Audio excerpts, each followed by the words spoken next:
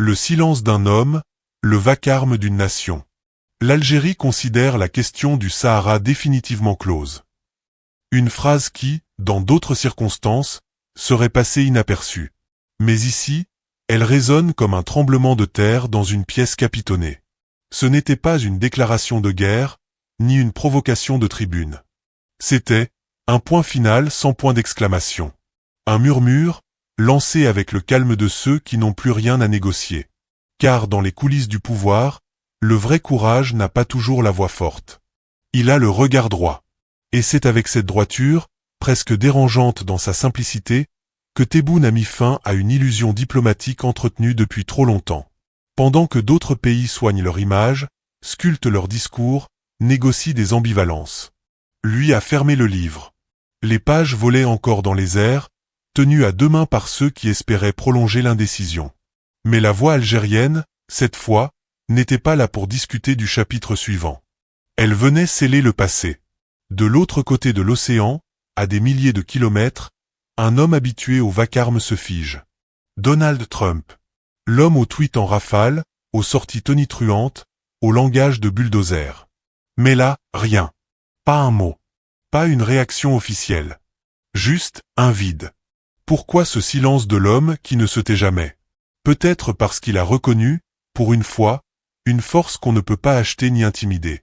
Celle d'un peuple qui refuse de mettre sa dignité sur la table des négociations. Et peut-être qu'au fond de lui, il sait.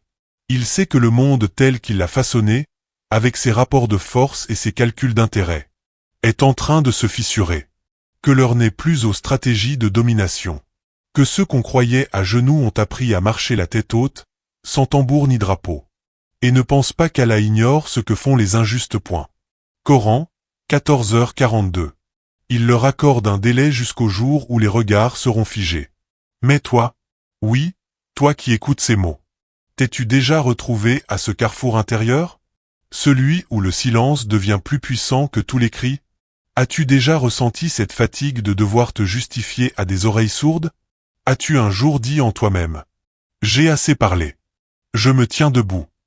Ce moment où tu comprends que ton silence, loin d'être un abandon, est un acte sacré de libération. Un refus de continuer à danser sur la scène d'un théâtre qui ne t'appartient plus. Un silence qui dit: je sais qui je suis. Et je ne quémanderai plus l'autorisation d'exister. Il y a des peuples entiers qui vivent ce basculement. L'Algérie en est un. Pendant des années, elle a laissé le débat courir, diplomatique, juridique, africain, onusien. Elle a plaidé, argumenté, présenté, négocié. Mais il arrive un temps où la parole ne sert plus à convaincre. Elle sert à rappeler qu'on n'est pas mort.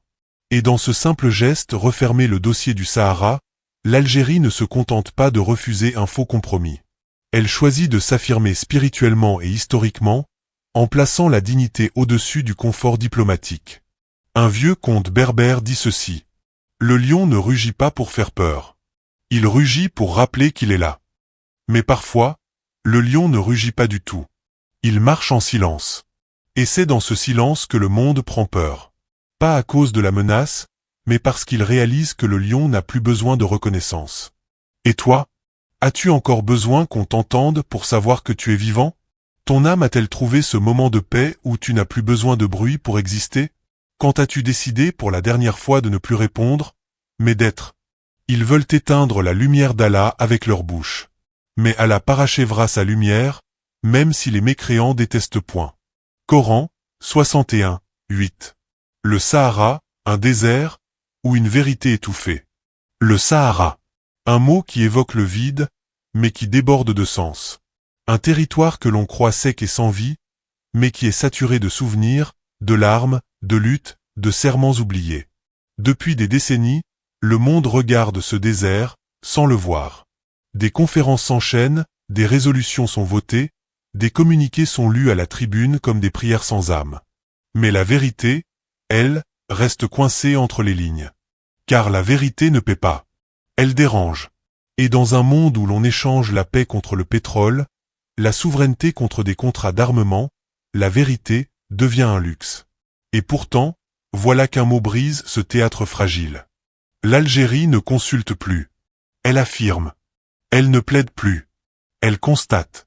Elle ne propose plus. Elle pose un fait historique, politique et moral. Ceux qui dissimulent ce qu'Allah a révélé du livre, et le vendent à vil prix. Coran, 2, 174. Ceux-là ne remplissent leur ventre que de feu, et Allah ne leur parlera pas au jour de la résurrection. Il y a des moments dans l'histoire où ce n'est pas l'intelligence politique qui triomphe, mais la mémoire. Et la mémoire, elle, n'oublie pas les humiliations, les trahisons, les marchés signés derrière des rideaux épais. Elle se souvient des caravanes disparues, des enfants sans papier, des mères sahraouis qui cousent des drapeaux en secret, pendant que les caméras du monde filment ailleurs. Et soudain, dans ce désert, une voix s'élève, pas une voix de colère. Une voix de témoin. L'Algérie devient la mémoire debout. Une histoire vraie. À Genève, dans les années 90, un vieux diplomate algérien, usé par des années de négociations, regardait un jeune stagiaire marocain avec bienveillance. Il lui dit calmement : « Mon fils, tu es brillant. Mais souviens-toi d'une chose, quand on joue avec les cartes de l'histoire, on oublie que les peuples ont une mémoire. Et cette mémoire ne pardonne pas à ceux qui veulent la manipuler. » 30 ans plus tard, cette mémoire frappe à la porte des nations. Et elle ne veut plus entrer en silence. Alors la vraie question devient : pourquoi a-t-on tant peur de cette vérité ? Est-ce parce qu'elle mettrait à nu les accords secrets, les mensonges d'État, les trahisons d'ambassade ? Est-ce parce qu'elle casserait ce fragile équilibre de faux-semblants entre ceux qui veulent dominer et ceux qui veulent survivre ? Le Sahara occidental n'est pas un litige administratif. C'est une cicatrice coloniale, encore vive, que certains veulent maquiller, d'autres ignorer, et que peu osent soigner. Mais voilà qu'un pays décide d'appuyer dessus. Non pour faire mal, mais pour faire parler la douleur. Et toi ? Que défendrais-tu si le monde entier te disait de te taire ? Es-tu prêt à garder ta parole, même quand elle n'a plus de micro ? Ou céderais-tu au confort de l'oubli, à la diplomatie du silence ? Il y a des peuples, comme des individus, qui préfèrent perdre en dignité qu'en vérité. Qui acceptent d'être seuls, tant qu'ils sont justes. Qui ne cherchent pas la lumière des projecteurs, mais la clarté de l'âme. Dans une tente plantée à Dakhla, un vieil homme parle à ses petits-enfants autour d'un feu. Il leur dit : « On a tout perdu, sauf notre parole. Et tant qu'on peut encore la transmettre, on n'est pas mort. » Il ne possède rien. Ni armes, ni fortune. Mais il tient dans sa main une carte dessinée à la craie, son pays rêvé. Et sur cette carte, il a écrit un seul mot : libre. Et ne mêlez pas le faux à la vérité. Point. Coran, 2h42. Et ne cachez pas sciemment la vérité. Colombe, le désert, aujourd'hui, n'est pas vide. Il parle. Il raconte. Il accuse. Il murmure que le mensonge ne tiendra plus longtemps sous ce soleil. Et toi, que choisis-tu ? Te taire pour survivre ? Ou parler, pour exister ? Quand la vérité n'a plus besoin de médiateur. Il y a des époques où les vérités doivent encore passer par 1000 filtres. Des diplomates pour les reformuler. Des experts pour les rendre acceptables. Des porte-paroles pour les adoucir. Des conseillers pour les différer. Mais aujourd'hui, ce temps-là s'efface. La vérité n'attend plus qu'on lui tresse une cravate pour qu'elle entre dans les salons feutrés. Elle ne demande plus l'autorisation. Elle arrive. Dépouillée. Authentique. Et à Alger, ce n'est plus l'ambassadeur qui parle, ni le ministre. C'est le président. L'homme. Le fils d'une nation blessée. Tebboune ne cherche pas à plaire. Il regarde l'histoire droit dans les yeux, et dit ce que beaucoup pensaient tout bas. Dit, la vérité est venue. Et le faux a disparu. Car le faux est toujours destiné à disparaître. Coran, 17, 81. Washington observe. Et observe encore. Les analystes compilent. Les think tanks rédigent. Les médias traduisent. Mais ce qu'ils n'arrivent pas à traduire, c'est le basculement silencieux qui vient de s'opérer. Car il ne s'agit pas d'un simple dossier diplomatique. Il s'agit de l'émancipation d'une région fatiguée d'être courtisée sans être comprise. Le Maghreb ne veut plus qu'on le félicite quand il s'aligne. Il veut exister sans permission. Un jeune militant sahraoui, interrogé récemment, disait ceci : « Ce qui me donne foi, ce n'est pas que les États m'écoutent. C'est que mon peuple marche encore. Même pieds nus. » Cette phrase, elle vaut tous les discours à l'ONU, tous les dossiers diplomatiques, car elle dit l'essentiel. La vérité ne se mesure pas au nombre de micros. Elle se mesure au nombre de pas que fait un peuple pour la porter. Pendant trop longtemps, on a voulu que l'Algérie transmette ses convictions par l'intermédiaire des autres. Qu'elle parle plus doucement. Qu'elle attende. Qu'elle explique, encore, toujours, à ceux qui ne veulent pas entendre. Mais voilà. L'ère des ambassadeurs s'efface devant l'ère des peuples vivants. Tebboune ne négocie pas un marché. Il énonce une réalité géopolitique, spirituelle, historique. Et ceux qui l'écoutent sans filtre savent que ce n'est pas une voix passagère.